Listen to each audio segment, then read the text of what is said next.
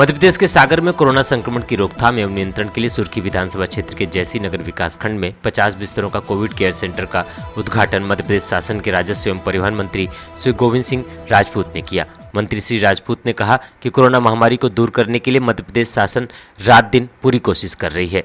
मुझे आशा ही नहीं शीघ्र इस बात के विश्वास है कि इस महामारी पर हम विजय प्राप्त करेंगे। मंत्री श्री राजपूत ने कहा कि प्रधानमंत्री श्री नरेंद्र मोदी और मुख्यमंत्री श्री शिवराज सिंह चौहान द्वारा आगामी 3 महीनों के लिए गरीबों के लिए निःशुल्क खाद्यान्न वितरण की योजना चालू की जा रही है। जैसी नगर ब्लॉक में 50 बिस्तर का कोविड केयर सेंटर का शुभारंभ रविवार को मंत्री श्री गोविंद सिंह राजपूत के द्वारा किया गया। सागर मध्य प्रदेश से चंद्रभान यादव की रिपोर्ट।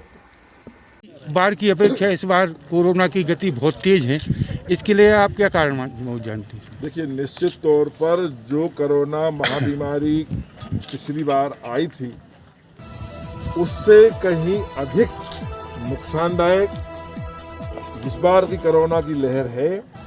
और जो दूसरा स्ट्रेन जो आया है सीधा लंग्स को इफेक्ट कर रहा है, फेफड़ों को नुकसान पहुंचा रहा है। पिछली बार गांव सुरक्षित थे, इस बार गांव में भी कस्बों में भी कोरोना महाबीमारी का प्रवेश हो गया है।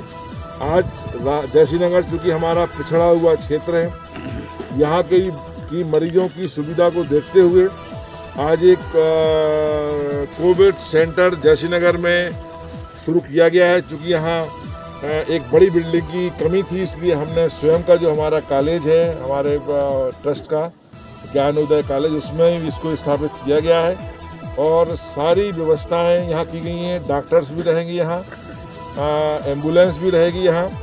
अभी एम्बुलेंस की व्यवस्था हमने स्वयं की है, हमारे ज्ञानोदय सेवा संस्थान के द्वारा की है हमने। इसके बाद हम 2 एम्बुलेंस और भिजवा रहे हैं। जो एम्बुलेंस एक राहतगढ़ में, एक जयसिंह में रहेगी और फुल टाइम यहाँ रहेगी। मरीजों की हम निवेदन करते हैं कि वो मरीज यहाँ जिनको छोटी सी भी बीमारी के लक्षण हैं वो कोरोना किट की दवाइयाँ खाए और यहाँ दवाइयाँ खा के आराम करे, उसको निश्चित इलाज मिलेगा। और इसके बाद तबीयत बिगड़ती है तो भोपाल, सागर जहाँ भी आवश्यकता हो उसको शिफ्ट कराए। सर, प्रदेश में वर्तमान में ऑक्सीजन की क्या स्थिति है? देखिए, ऑक्सीजन की कमी तो पूरे देश में है, लेकिन ऑक्सीजन जितनी अधिक से अधिक हो रही है उसके लिए मुख्यमंत्री जी कोई कसर नहीं छोड़ रहे हैं। सारे मंत्री, सारे अधिकारी लगे हुए हैं। यहाँ तक कि आप लोग स्वयं देख रहे हैं कि हमारे रक्षा मंत्री जी ने, प्रधानमंत्री जी ने मुख्यमंत्री जी के कहने पर एक पूरे का पूरे 2 हवाई जहाज़ दे दिए हैं सेना के। हवाई जहाज़ सेना के खाली टैंकर ले जाते हैं और भरा वहाँ से आता है।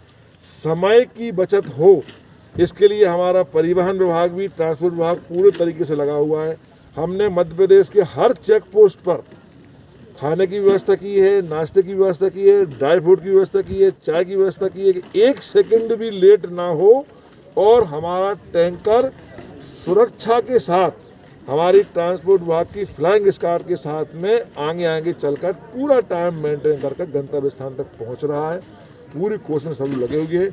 इस समय मरीजों के साथ में, कोरोना बीमारी से पीड़ित लोगों के साथ में सारा देश और पूरी सरकार खड़ी हुई है। इस बार भी सरकार कोई गरीबों के लिए भोजन व्यवस्था या कुछ? देखिए, गरीबों इस बार चूँकि लॉकडाउन पूरा नहीं है, आवश्यकता अनुसार मजदूर अब मनरेगा में अन्य जगह काम कर रहे हैं।